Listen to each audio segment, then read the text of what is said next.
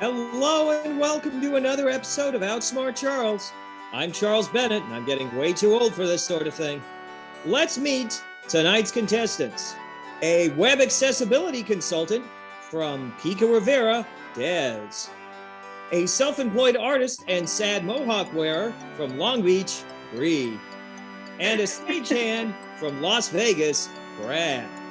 In the first round, contestants will be dealing with categories of my own devising to see how far they can get, which generally is not very far. Let's take a look at tonight's categories. The year is 1900, cold plays, three people who've never been in my kitchen, the dreaded category where Charles asks hard questions of science. Dun, dun, dun, dun. Dang it! I knew I should have taken that left turn at Albatross. We got to kill this mofo and put him in a bag. First world problems. And finally, now I'm not saying that the last category is dead white, guys, but it's dead white, guys. I'll take cold plays. Okay, cold plays. Dandelion, sunglow, and gamboge are shades of this color. Pass. Yellow. That's correct. Through dry air, it's approximately 766 miles per hour. Pass. Brie. Pass. Brad. Speed of sound. That's correct. Good job. Yes, back to you. It's Spanish for long live life. Viva la vida. That's correct. Anybody figure out the joke about this category? I'm getting there. Each of the answers is also a song by Coldplay. Yellow, Speed of Sound, and Viva la Vida. Very clever. The next category is yours, Brie. The year is 1900. The year is 1900, and I think I'm going to go to the Olympics and World's Fair in this European capital. Paris? That's correct. The year is 1900, and I'm listening to the Maple Leaf Rag by this African-American ragtime composer. Pass. Brad. Pass. Ooh, Yes. Pass. Okay, nobody could remember Scott Joplin. Scott Joplin. The year is 1900, and I'm buying a camera by this brand founded by George Eastman in Rochester, New York. Kodak. That's correct. And Brad, the action's now on you. Where would you like to go? First world problems. I got them first world problems. Since I don't own a Keurig, I'll have to get my coffee at this Seattle-based retailer founded in 1971. Starbucks. That's correct. I can't remember if the car I drove to the mall was a Buick or an Impala made by this make, named after a Swiss-American race car driver.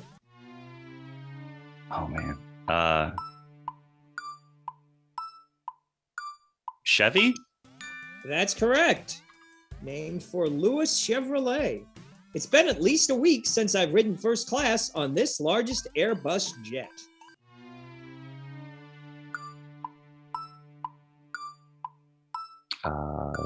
Pass. Des. 747. I'm sorry, 747s are made by Boeing. Brie.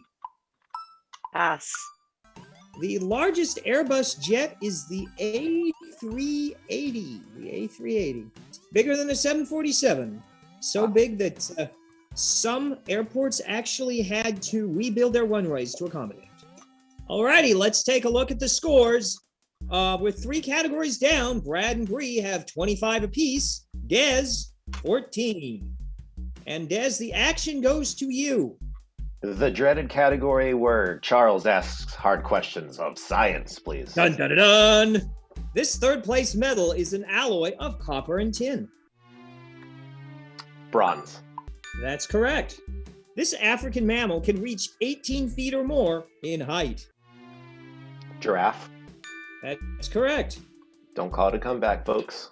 This variable used in calculating force is the derivative of velocity. Distance? No. Looking for the derivative, not the integral. Brie. Pass. Pass. Brad. Speed? No, I don't believe we can accept that. The answer we were looking for was acceleration. Ah, As you're on the right track, but I believe you gave integral instead of the derivative. Bree, where would you like to go next? We gotta kill this mofo. Willie Loman kills himself in an auto accident in this Arthur Miller drama.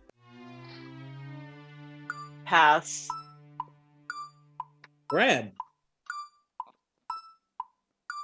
Pass. Dez. pass.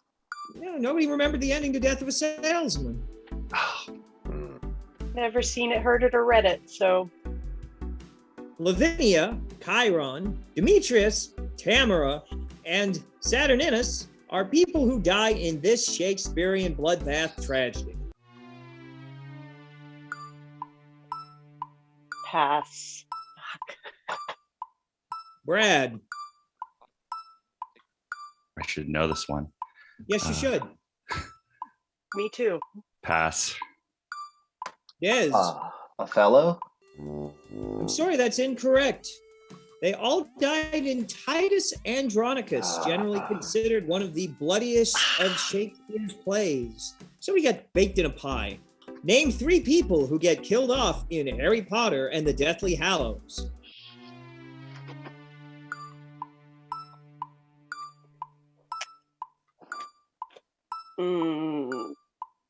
Pass.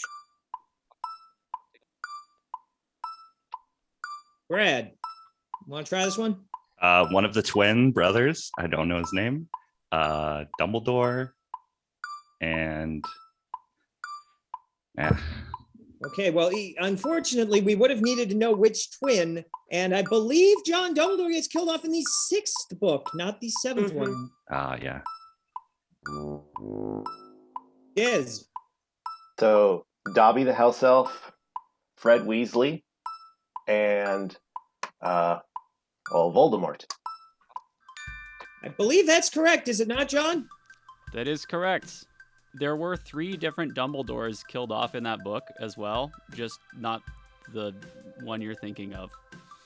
But 3 people with the last name. Right, So- because there's the that's thing right. where him and Gellert Grindelwald, and there's that big duel, and Dumbledore's sister gets killed. So I suppose if you had named if we had asked for more specific on Dumbledore, you could have gotten 3 with that. But I don't know if you'd named Ariana, that's the name of the sister that gets killed off in the duel between Aberforth and Albus and Gellert Grindelwald. Yeah, you Yep. forget about that because it's in flashback. Yeah. And there are some other ones. Bellatrix Lestrange, Colin Creevy, Remus Lupin, Nymphadora Tonks. Actually, I think Grindelwald gets killed off in the 7th one. He was imprisoned and then somebody kills him. That was a great question. Brad, the action is to you. Let's go with dead white guys. This former riverboat pilot once said, "There is no distinctly Native American criminal class except Congress."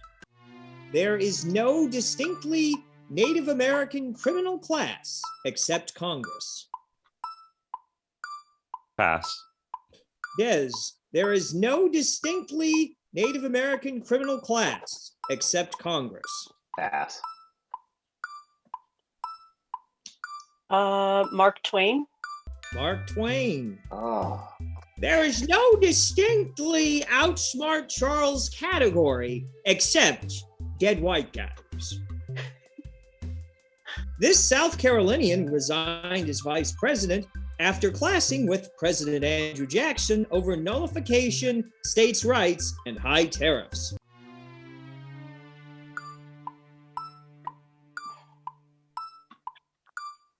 Pass. Des.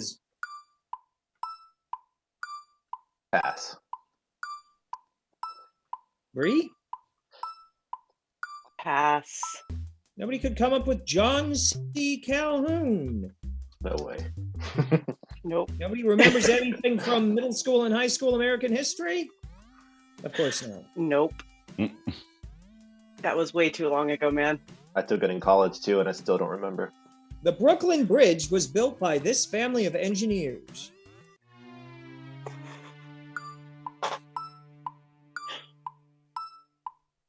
Pass.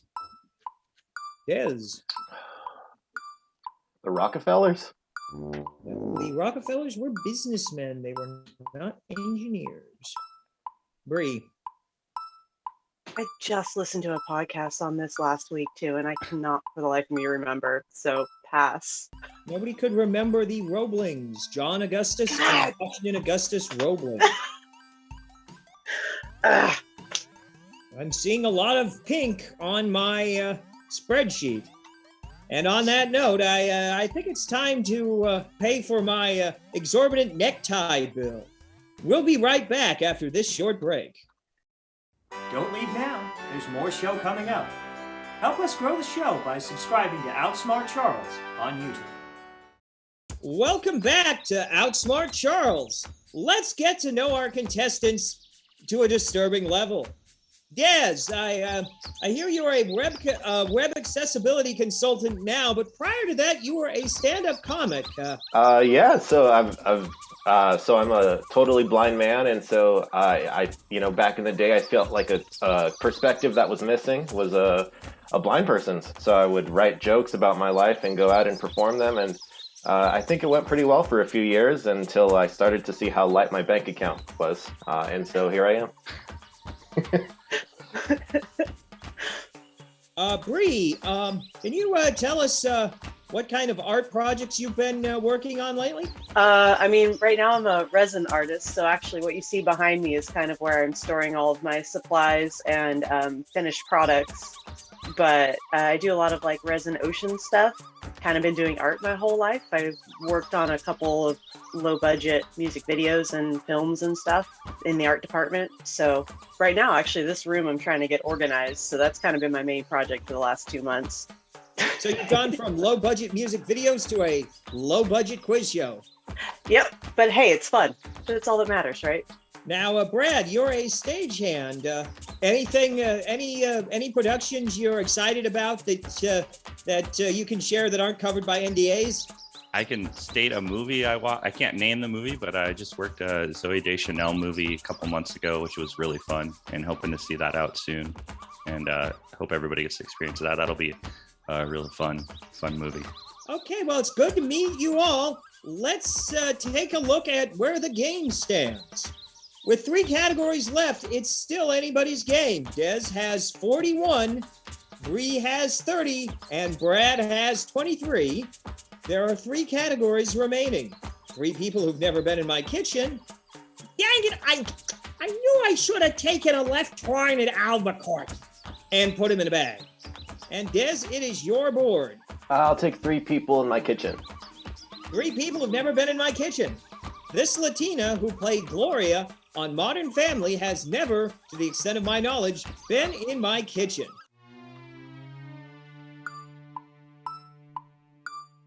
Sofia Vergara? Sofia Vergara is correct. Yes. This African-American educator who was the first president of Tuskegee and dined with Teddy Roosevelt died before making it to my kitchen. Do I need to repeat that? Booker T. Washington? Booker T. Washington is correct. As a second act to appearing as Cliff Clavin on Cheers, this man has had a voice role in almost every Pixar film.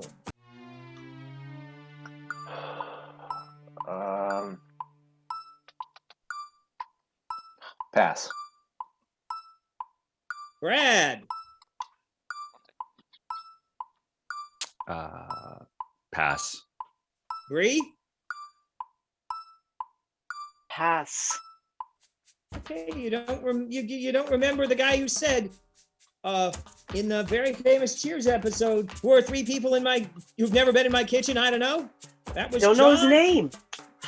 That was John Ratzenberger. I definitely know him. But Would have never gotten that. Who, among other things, plays Ham the Piggy Bank in Toy Story and Mac the Mac truck in Cars. Brad's board. Let's take, dang it, I should have taken that left turn at Albuquerque.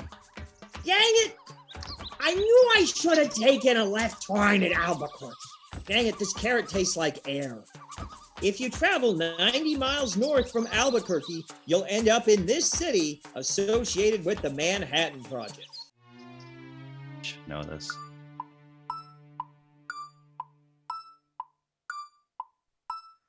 I'm gonna have to pass. Brie.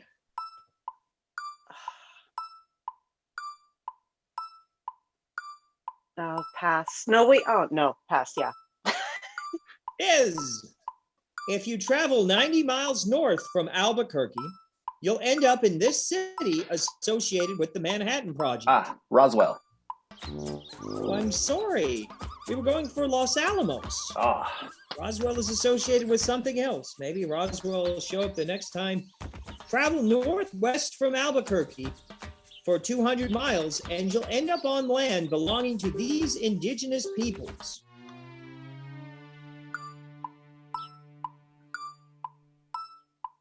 Pass.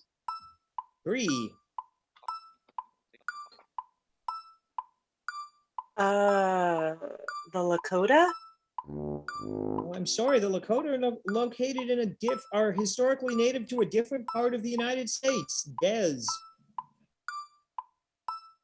pass. Okay, we would have accepted the Navajo or the Apache. Navajo is my second guess.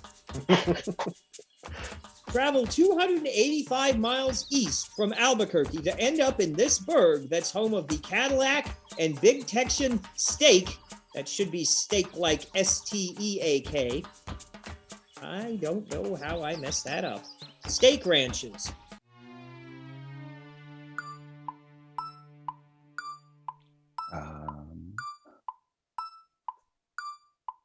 Pass.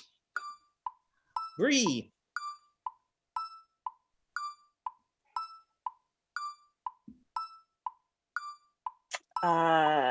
Pass.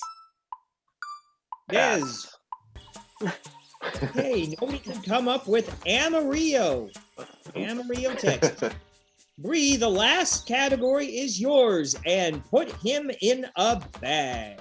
Going in the last category, Des has 70, Brie has 29, and Brad has 23. Brie, if you run this category, the game is yours. We'll see how it goes. A secret is revealed when this animal is let out of the bag. A cat. That's correct. This is the capital of Iraq. Baghdad? That's correct. Woo! Bags, tricks, and double nil are terminologies associated with this 1930s card game.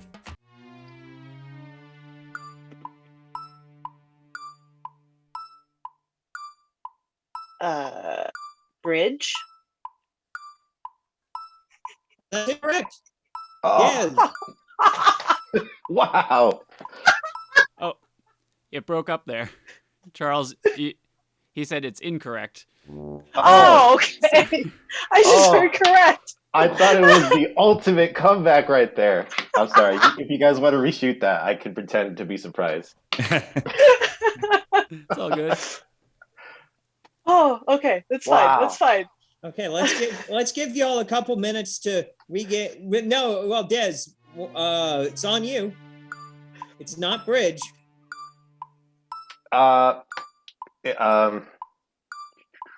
Rummy? I'm sorry, that's incorrect.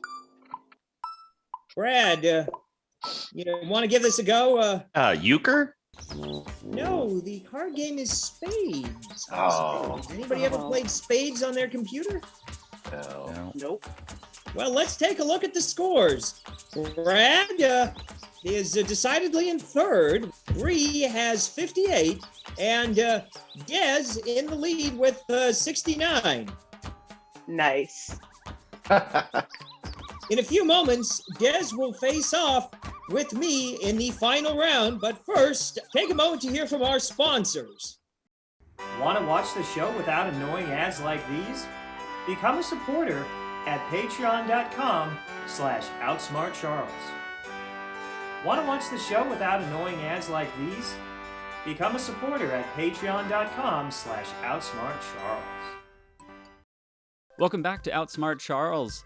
Des has managed to score 69 points in the first round to face off Charles in the final here, as they will battle in questions that I have written for them in categories they chose for themselves and put themselves in this predicament. Categories are Southern California historic landmarks, U.S. history, Harry Potter, hip-hop music and events, and pro wrestling. Des, you have first choice. Let me take pro wrestling. Interestingly, Brad also chose pro wrestling, so there was a 2/3 chance this was going to be an option today. Wow. I'm going to be friends with Brad after this. There's a 2/3 chance of a category that those challengers know everything about, and I don't. No chance you don't know this wrestling promoter and current CEO of WWE. Vince McMahon? That is correct. That was about the one thing I know about pro wrestling, is that Vince McMahon is involved. And I think there's some other McMahons involved too. The eighth wonder of the world, he stood over 7 feet tall and was the first inductee into the WWE Hall of Fame. Andre the Giant. Correct.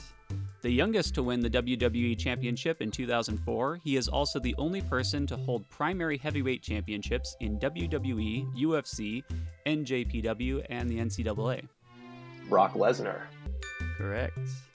In 1996, Dwayne Johnson made his WWF debut under this name, a tribute to his father and grandfather. That would be Rocky Maivia. That is correct. All right. In a July 1982 episode of Late Night with David Letterman, this comedian supposedly suffered a broken neck from this wrestler's piledriver. Looking for 2 answers here. Andy Kaufman. And the wrestler? Jerry Lawler. That is correct. I'm doomed. All right, a nice run of the category there, and definitely shows me that I got to do some deeper dives to write some harder wrestling questions for the future. No, John, you have a life and I don't. That's what it comes down to. All right, Charles, the board is yours. Let's see what esoteria is in U.S. history.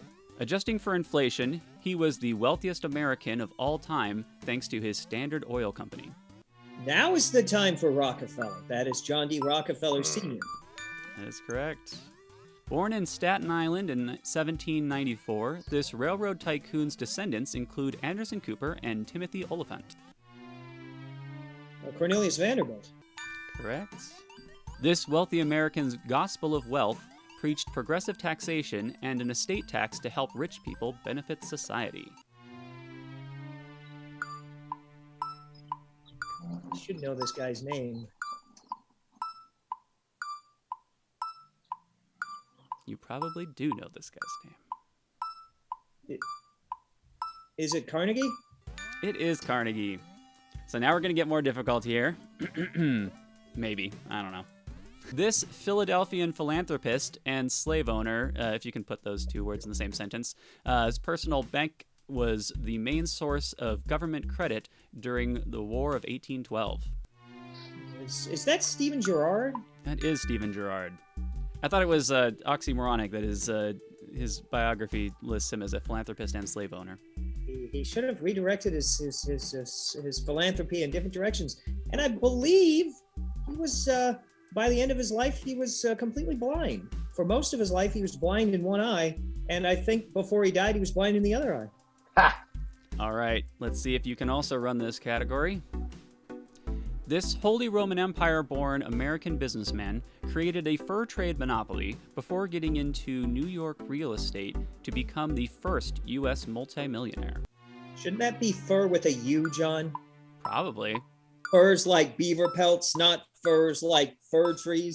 You know, I thought I copied it directly, so maybe he did sell Christmas trees, okay? He opened the first Christmas tree lot. Now yeah, guess he who it opened is. it in he opened it in Astoria, Oregon, which is named for him. This is John Jacob Astor. It is John Jacob Astor. His name is my name too. And that's an easier question than Stephen Gerrard. Well, maybe, but you didn't even know about his Christmas tree business. How did a guy who voted for Bernie Sanders in 2016 run a category about captains of industry? The top 1% of contestants answer 99% of the questions. All right, Des. Southern California historic landmarks, Harry Potter, or hip-hop music and events. Historic Southern California landmarks. Oh, stealing one of Charles's categories there. All right. You will regret this. Yes, Probably. You will regret this. After his first adobe was destroyed in a flood, he built this now historic landmark on the corner of Pioneer Boulevard and Whittier Boulevard.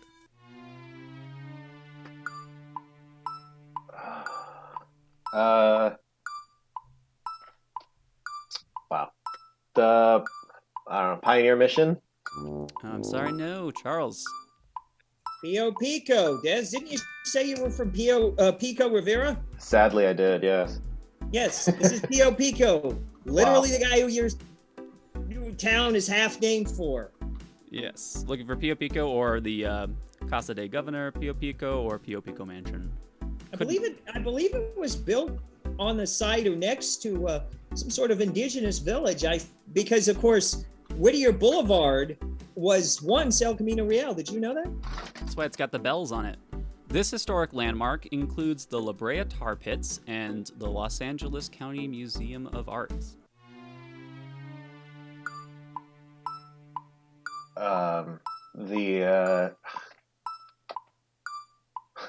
It's just called downtown LA. I'll say the Arts District. I'm sorry, no. Charles, what's it called? I believe they're all in Hancock Park. That is correct. Oh, I've never got that.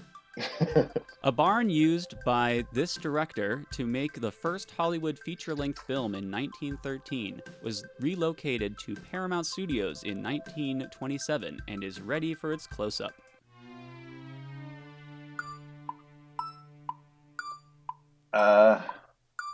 Lot 64.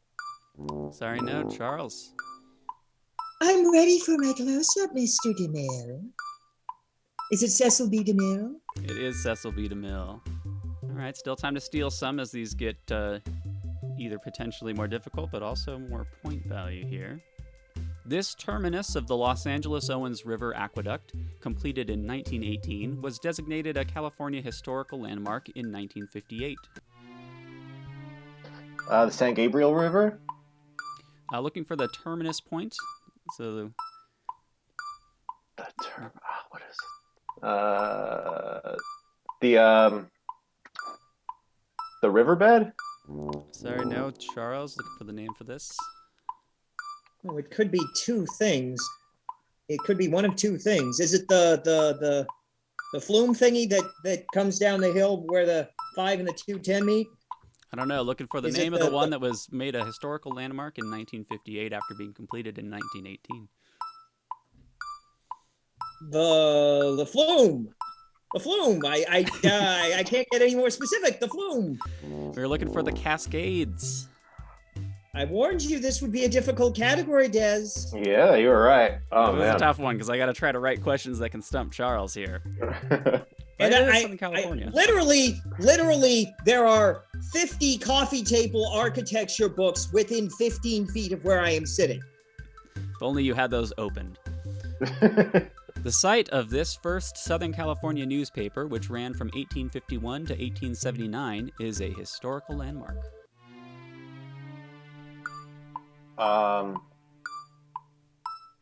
The Berkeley Free Press. Sorry, no, Charles, for the steal here. I don't know this one. Is it the LA Daily News? No, looking for the Los Angeles Star. Well, things are looking pretty up for me. I stole 3 from him. Okay. This is the last run, and this one's mine, right? Yep, this is your choice. So, any questions you don't get right, pass on to Des for a chance to redeem himself here, the same way that you stole his. Oh, I know that song. You're going to hip hop, right? No, that is not a hip hop song. That was a Jurassic Park song, my friend. No, it's the Harry Potter theme. Harry Potter. Let's go to Harry Potter. Saying all John Williams scores sound alike. And they can all be used in Westerns. Like, imagine this. Imagine that there's in Westerns, there's usually in the middle of a Western, there's a scene, there's the big ride scene when the protagonist and all his friends ride somewhere on horseback. Mm-hmm. Imagine like that scene, but it's the Raiders March. Dun, dun, dun, dun, dun, dun, dun, dun, dun. Dun, dun, dun, dun. All right, Charles. Harry Potter. Starting off easy here. What is the name of the School of Witchcraft and Wizardry that Harry Potter attended? Hogwarts. That's correct. In a classic scene from the first movie, Hermione corrects Ron's pronunciation of what incantation for the levitation charm? Wingardium Leviosa. That's correct. When Tom Marvolo Riddle became the Dark Lord, he rearranged the letters of his name to spell out what declarative sentence? I am Lord Voldemort. That is correct. What spoken phrase is used for the killing curse? Arvada Kedavra. I'll give that one to you, because it's just pronunciation on that would be different. Avada Kedavra. What 2 wizarding schools compete against Hogwarts every 5 years in the Triwizard tournament? Oh, great. Talk about bad pronunciations. Okay. There's Durmstrang, the one that's easy to pronounce. And let's see, how do you pronounce the other one? Is it Beauxbatons? Beauxbatons is correct. And Des, can you name the champions of those schools? Yes, so the Durmstrang champion was Victor Crumb, and the Beauxbaton champion was Fleur Delacour. Yep. And Des, I have some bad news. I've been outsmarted. No, I have not been outsmarted. Your job was to outsmart me, and you failed. Don't worry. It's a setback, but I'm coming for you next time, Charles. I'll be back. We'll see what he does in his next appearance. Join us next week for another episode of Outsmart Charles.